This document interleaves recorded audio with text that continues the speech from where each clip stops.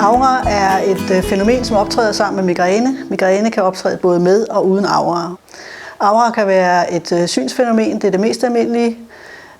Det optræder som zigzagstriber, som lyser eller som har farver og som blinker.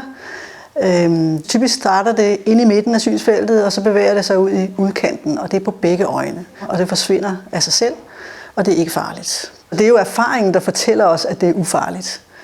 I modsætning til for eksempel en blodprop, som jo mange mennesker er bange for, når de kommer hos mig og siger, at jeg har haft det sådan her, kan det være en blodprop? Det er nok den mest almindelige formodning, fordi de ikke ved, hvad der sker. Så må man sige, at en blodprop er jo en standsning af blodtilførslen til en del af hjernen, og derfor optræder de symptomer, som man får pludseligt. Altså pludselig kan man ikke se, hvis det nu for eksempel er blodprop i øjet. Pludselig kan man ikke bevæge den ene arm, eller pludselig kan man ikke tale. Der er ikke nogen gradvis udvikling i det over tid, sådan som det er med aura.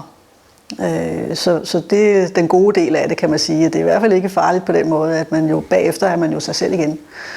Og da det starter inde i midten, og derefter breder sig ud, så starter det ofte med, at man ikke synes, man kan se klart. Altså der er ligesom et lille hul i synsfeltet, og man tænker, hvad sker der lige?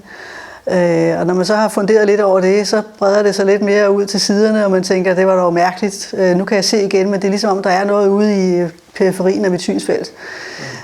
Og så opdager man jo så, at det vokser og breder sig ud, og til sidst forsvinder det simpelthen ud af synsfeltet og er væk. Og det er det, der tager cirka op til en times tid, typisk en halv time. Der findes også føleforstyrrelser. Det kan være, at det starter med prikken og stikken i en hånd eller en finger, og så breder det sig op ad armen, op til kroppen, til den ene halvdel af kroppen kun, stadigvæk. Det er ikke ledsaget af lammelser eller andet, som man kunne tænke sig, hvis det var en blodprop.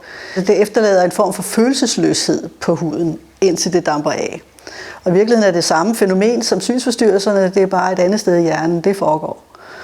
Og endelig så er der også nogle meget sjældne, specielle auratyper, hvor man har fået taleforstyrrelser, hvor man ikke kan udtale ordene, altså ikke kan finde ordene, ikke kan udtale ordene rigtigt.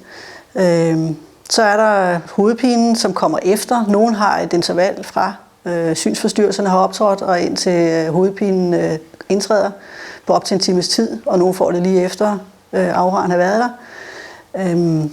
Og så kommer den klassiske migræne, som jo er halvsidig hovedpine, dunkende, lysfølsomhed, lydfølsomhed, kvalme, opkastning, som man kender det. Og det er cirka hver 5. migrænepatient, som har aura. Så er det også sådan, at hvis man har migræne med aura, så er det typisk, at hovedpine ikke er helt så slem faktisk, og ikke helt så hyppig, som den er, hvis man har migræne uden aura. Det er jo lidt mærkeligt, men det er åbenbart 2 varianter af den samme lidelse, hvis man kan sige det sådan.